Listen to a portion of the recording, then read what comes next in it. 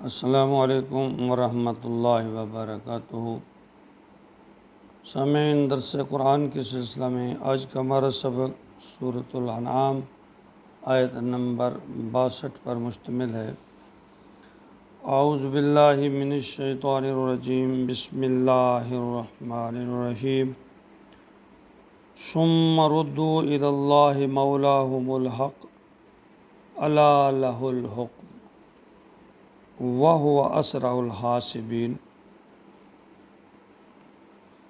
اس آیت مبارکہ میں اللہ رب العالمین بڑے دبنگ، اٹل اور قدرے سخت الفاظ میں اپنے بندوں سے مخاطب ہیں کہ تم جیسے بھی عمل کر لو،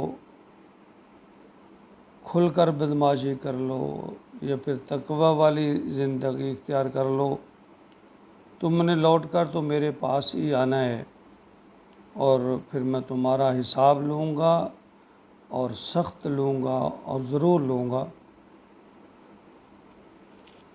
فرمایا ثم ردوا الی اللہ، پھر لوٹا دیے جاتے ہیں اللہ کی طرف، مولاہم الحق، جو رب ہے، مولا ہے، برحق ہے، الا لہ الحکم، نہیں حکم مگر اسی کا، یعنی خبردار ہو جاؤ کہ بس اسی کا حکم چلے گا۔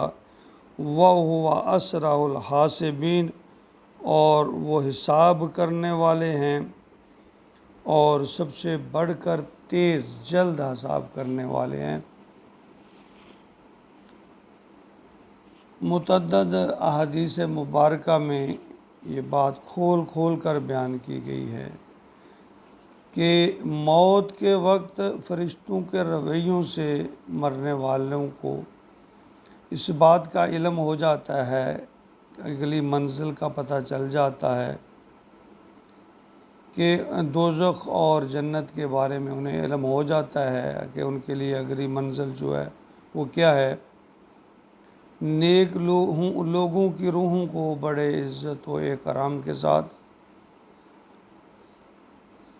آسمان پر لے جایا جاتا ہے، جبکہ گناہ گاروں کی روحوں کو بدبودار کپڑوں پر لپیٹ کر آسمان کی طرف لایا جاتا ہے۔ یعنی عذاب و ثواب کا جو سلسلہ مرنے کے ساتھ ہی شروع ہو جاتا ہے۔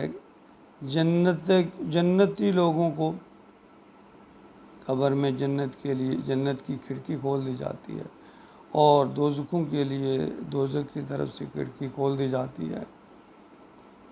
اللہ کی لا ریب اور مقدس کتاب میں ایک ایک آیت پر یعنی صراط مستقیم کے لیے مکمل دعوت ہے۔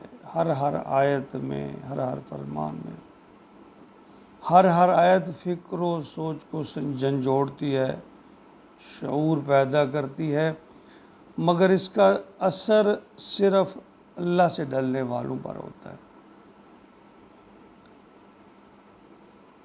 اللہ زندگی دے کر اس دنیا میں اللہ کا مقصد یہ ہے کہ وہ لوگوں کو پرکھے کہ انسان میری عطا کردہ نعمتوں کا کہاں تک شکریہ بجا لاتا ہے۔ سنن ترمذی حدیث نمبر 2016 میں فرمایا نبی اکرم صلی اللہ علیہ وسلم نے کہ اے انسان، غنیمت سمجھ جوانی کو بڑھاپے سے پہلے، صحت کو بیماری سے پہلے، فرصت کو مشغولیت سے پہلے، مالداری کو فقیری سے پہلے اور زندگی کو موت سے پہلے، کیونکہ کسی انسان کے قدم نہیں ہٹ سکیں گے جب تک کہ وہ 5 سوالوں کے جواب نہیں دے دیتا۔ اپنی عمر کن کاموں میں گزاری، جوانی کہاں صرف کی، مال کہاں سے کمایا، کہاں خرچ کیا، جو علم حاصل کیا اس پر کہاں تک عمل کیا۔ اس آیت میں جو نکات بیان فرمائے گئے ہیں ان میں جو چیزیں زیادہ بیان کے قابل ہیں، نمبر 1 یقین کر لو کہ ہر انسان کو ضرور بضرور اللہ کی طرف لوٹ کر جانا ہے۔ دوسرا یہ کہ اللہ ہی سب کا معبود حقیقی ہے۔ اور تیسری بات کہ اس دن صرف اسی کا حکم ہوگا۔ چوتھی کہ اللہ کا حساب لینے میں کوئی دیر نہیں کرتا، یعنی کن کہہ کر وہ سارا حساب جو ہے وہ دیر نہیں ہوگی، اس میں جلدی ہوگی، اٹال اور جلدی فیصلہ ہوگا۔ سورۃ البقرہ آیت نمبر 202 میں بھی فرمایا گیا، اولئک لہم نصیب مما کسبوا، یہ وہ لوگ ہیں جن کے لیے اس میں ایک حصہ ہے جو انہوں نے کمایا، واللہ سریع الحساب، اللہ جلد حساب لینے والے ہیں۔ یعنی انسان کو اللہ رب العالمین بار بار غفلت سے جگاتے ہیں کہ اے انسان، تیری یہاں زندگی بہت تھوڑی ہے اور تو لوٹ کر پھر میرے پاس آئے گا تو میں تمہارے ایک ایک عمل کا حساب لوں گا، ضرور لوں گا اور بڑا سخت لوں گا۔ تو یہاں جو زندگی ہے یہی آخرت کی کھیتی ہے۔ آخرت کو بہتر کرنے کے لیے یہاں ہی موقع ہے۔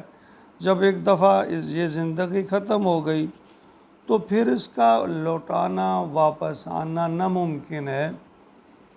انسان کو چاہیے کہ اللہ کی دی ہوئی اس زندگی کو غنیمت جانے اور ہر وقت اپنے دل میں اللہ کا خوف رکھے، تقوی رکھے، عاجزی کرے اور اپنی نیتوں میں اخلاص پیدا کرے اور اللہ کے بتائے ہوئے اصول، ضابطے اور طریقے ان کو اپنانے کی کوشش کرے تاکہ اگلی آنے والی نہ ختم ہونے والی زندگی آسان ہو جائے۔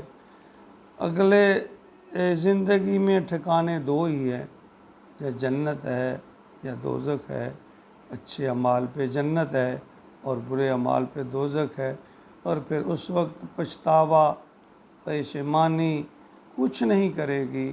آج وقت ہے اے انسان، اپنے آپ کو سنبھال، اپنے لیے آخرت کما لے۔ اللہ تعالیٰ ہم سب کو مرنے سے پہلے مرنے کی تیاری کرنے کی توفیق عطا فرما دے۔ وما علینا الا البلاغ۔